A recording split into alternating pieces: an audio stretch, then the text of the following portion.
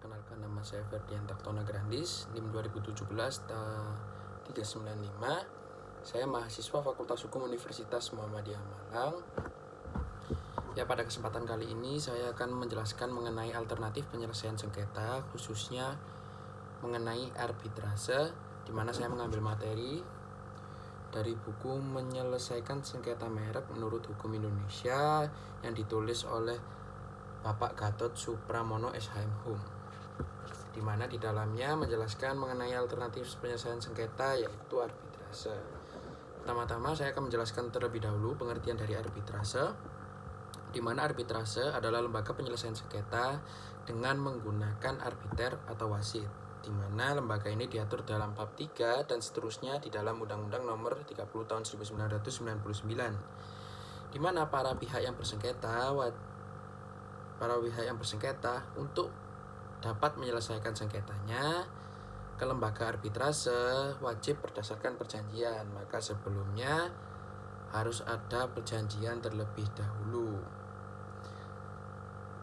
Dan di dalam arbitrase, selain dapat memilih arbiter sendiri atau wasit sendiri, mereka juga bisa memilih tempat penyelenggaraan persidangan arbitrase dapat dilakukan. Untuk objek sengketa yang dapat diselesaikan melalui arbitrase hanyalah sengketa di bidang perdagangan dan mengenai hak yang menurut hukum dan peraturan perundang-undangan dikuasai sepenuhnya oleh pihak yang bersengketa. Selanjutnya, mengenai perjanjian arbitrase. Untuk dapat menyelesaikan sengketa melalui arbitrase, syarat utamanya harus ada perjanjian, seperti yang saya katakan sebelumnya, di mana kedua belah pihak yang bersengketa harus membuat perjanjian tentang penyelesaian sengketanya melalui arbitrase terlebih dahulu. Dan adapun cara membuat perjanjian itu ada dua macam, dilakukan sebelum adanya perkara dan atau dibuat setelah timbulnya sengketa di antara kedua belah pihak. Yang dimaksud sebelum adanya sengketa yaitu di mana kedua belah pihak terlebih dahulu sebelumnya ada perjanjian di mana kedepannya jika ada sengketa, maka kedua belah pihak berjanji untuk menyelesaikannya melalui arbiter. Nah, untuk perjanjian arbitrase setelah terjadinya sengketa, perjanjian ini baru dapat dibuat apabila belum ada perjanjian arbitrase. Dan ketika telah terjadi sengketa, para pihak itu melakukan kompromi dan setuju untuk memilih arbitrase sebagai tempat untuk menyelesaikan sengketa. Selanjutnya, saya akan menjelaskan mengenai pengadilan wajib menolak dan mengadili. Perjanjian arbitrase tidak berlaku asas kepribadian sebagaimana diatur dalam pasal 1315 KUH Perdata. Perjanjian tersebut selain mengikat kedua belah pihak yang berjanji, juga mengikat pihak ketiga, yaitu pengadilan. Para pihak itu wajib konsekuen dengan melaksanakan perjanjian arbitrase dan tidak akan melakukan penyelesaian sengketa ini melalui jalur pengadilan. Sejalan dengan itu, pasal 11 ayat 2 UU nomor 30 tahun 1999 mengatur pengadilan negeri diwajibkan menolak dan tidak akan ikut campur tangan di dalam penyelesaian sengketa yang telah dibuat perjanjian arbitrase, di mana jika ada salah satu pihak yang tidak puas dengan arbitrase dan memutuskan untuk melanjutkan melalui jalur pengadilan, maka pengadilan memiliki kewajiban untuk menolak dan tidak akan ikut campur tangan. Tapi tidak langsung seperti itu saja. Pengadilan dapat melakukan putusan dan melakukan pengadilan seperti biasanya, tetapi dengan putusan menyatakan gugatan tidak dapat diterima dengan alasan penggugat tidak mempunyai dasar untuk mengajukan gugatan ke pengadilan karena telah terjadi perjanjian arbitrase. Selanjutnya, untuk pengangkatan arbitrase. Arbitrase bukan lembaga yang siap pakai. Di sini dijelaskan bukan sebagai lembaga yang siap pakai karena arbitrase ini tidak ada orang yang siap dan harus ditunjuk terlebih dahulu dan tidak memiliki gedung yang sudah tersedia di mana mereka dapat menyelesaikan sengketa di tempat itu. Jadi mereka bebas untuk memilih siapa arbiternya dan bebas untuk memilih tempat di mana pengadilan tersebut dilakukan. Dan untuk tata cara pemilihan arbiter, mereka dapat menunjuk atau mengangkat sendiri seorang sebagai arbiter. Untuk mencari arbiter, maka para pihak terlebih dahulu harus memenuhi syarat-syaratnya. Dan syarat-syaratnya itu diatur berdasarkan pasal 12 ayat 1 Undang-Undang Nomor 30 tahun 1999, di mana memiliki 5 syarat. Yang pertama yaitu cakap melakukan tindakan hukum. Yang kedua, berumur paling rendah 35 tahun. Yang ketiga, tidak mempunyai hubungan keluarga, saudara atau semenda sampai dengan derajat kedua dengan salah satu pihak yang bersengketa. Yang keempat, tidak mempunyai kepentingan finansial atau kepentingan lain atas putusan arbitrase. Dan yang kelima, memiliki pengalaman serta menguasai secara aktif di bidangnya paling sedikit 15 tahun. Dari 5 syarat di atas, yang menarik untuk diperhatikan yaitu para pihak adalah yang diperhatikan oleh para pihak yaitu adalah seorang arbiter harus memiliki sikap yang independen, di mana dia berdiri di atas semua pihak. Selanjutnya, campur tangan pengadilan.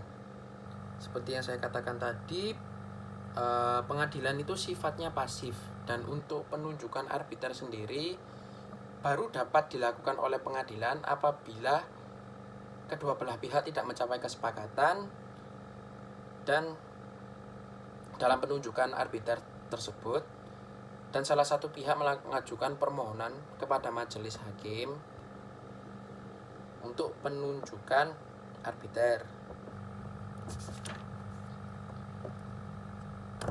Selanjutnya, mengenai arbiter tunggal dan majelis.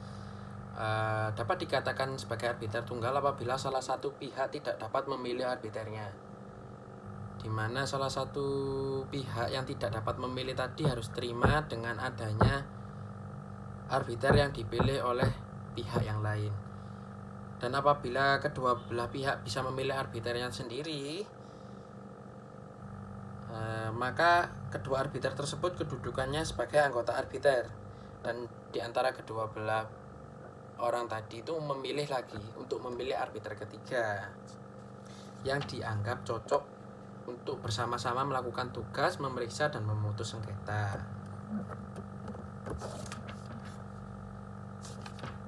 Selanjutnya, acara pemeriksaan arbitrase tidak berbeda dengan sidang pengadilan.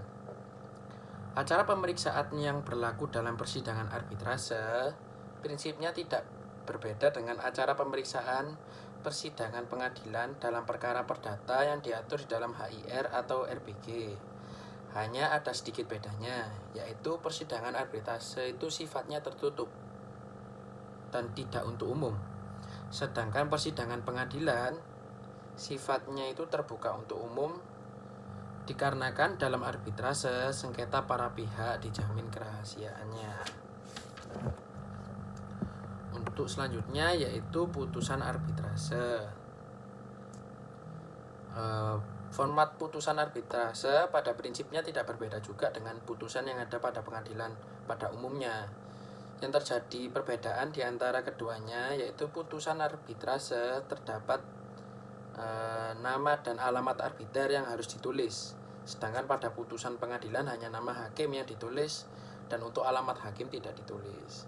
Karena setiap hari hakim yang memutus berkantor di pengadilan tersebut. Berbeda dengan arbiter, karena arbitrase sifatnya temporer dan orang yang ditunjuk itu berbeda, bebas, maka alamat arbiter perlu ditulis dalam putusan. Untuk mengetahui isi putusan arbitrase diatur di dalam pasal 54 ayat 1 Undang-Undang Nomor 30 tahun 1999, ditentukan secara limitatif bahwa putusan arbitrase harus memuat hal-hal sebagai berikut. Terdapat 10 poin. Yang pertama yaitu kepala putusan yang berbunyi demi keadilan berdasarkan ketuhanan yang Maha Esa. Yang kedua, nama lengkap dan alamat para pihak.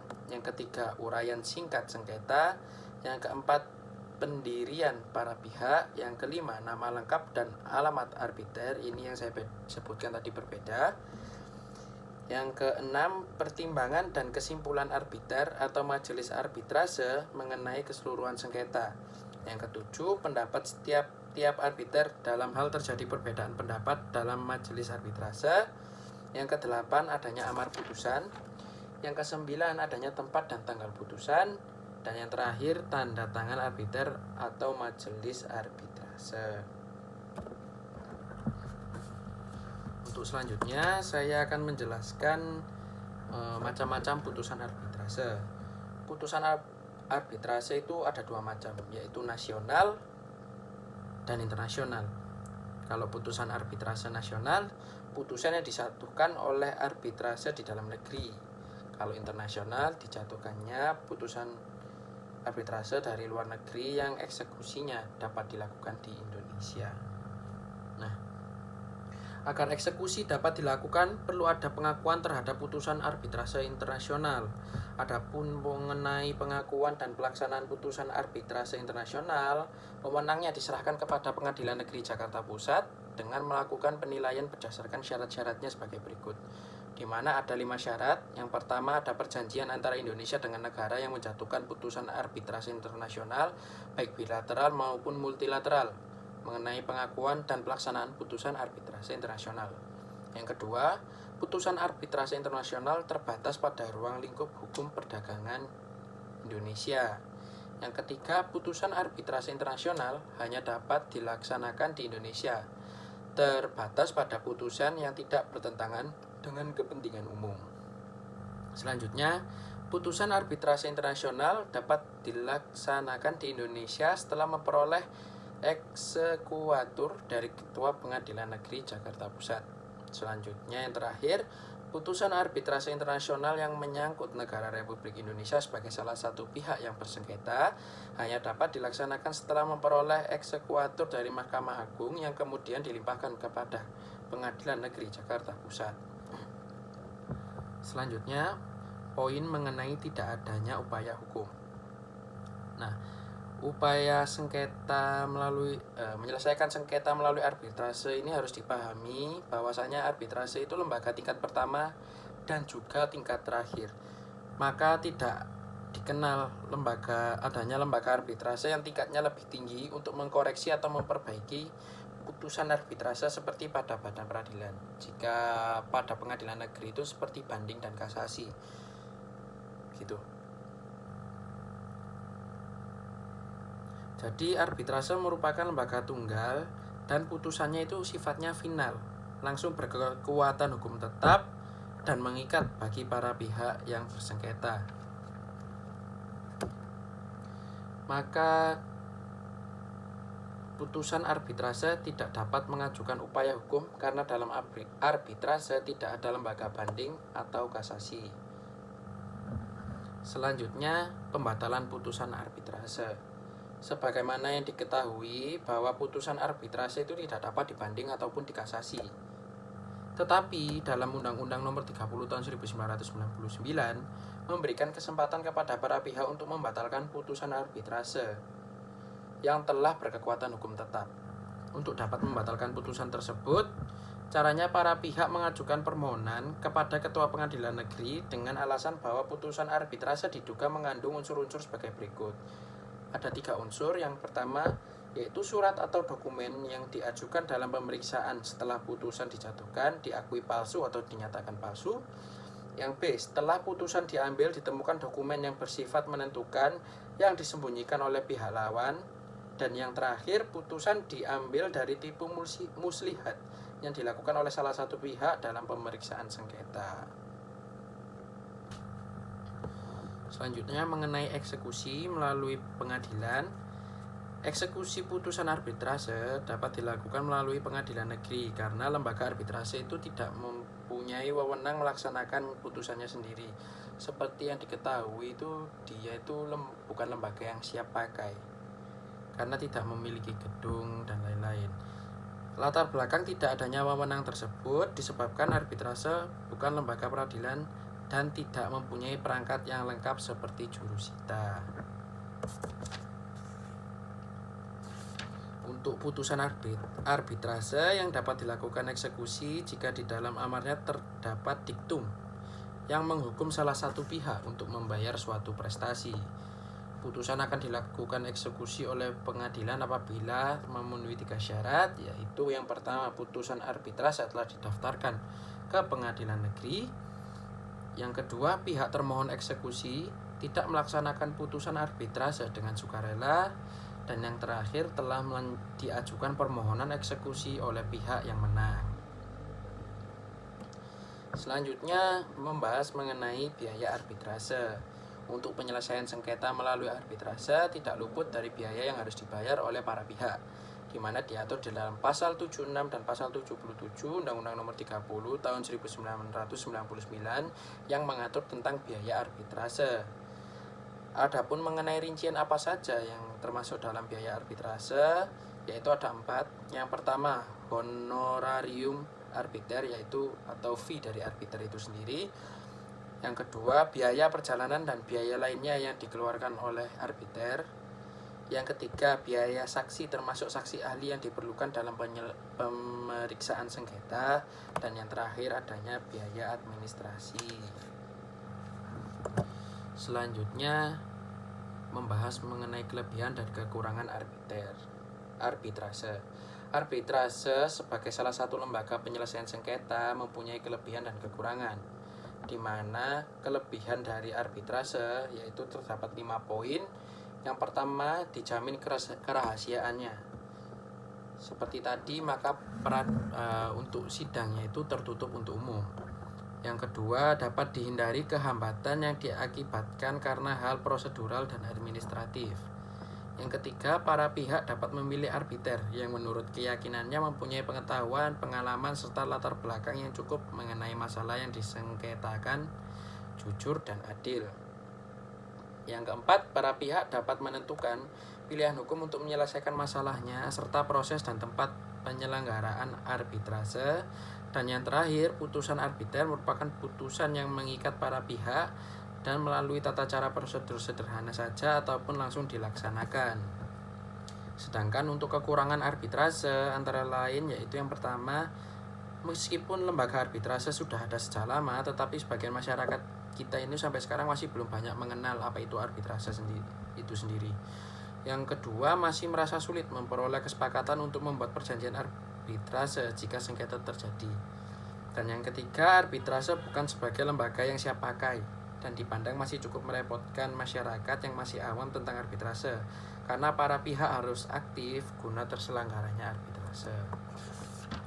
Sekian penjelasan mengenai arbitrase dari saya. Apabila ada salah kata, saya mohon maaf. Saya pamit undur diri. Terima kasih. Wassalamualaikum warahmatullahi wabarakatuh.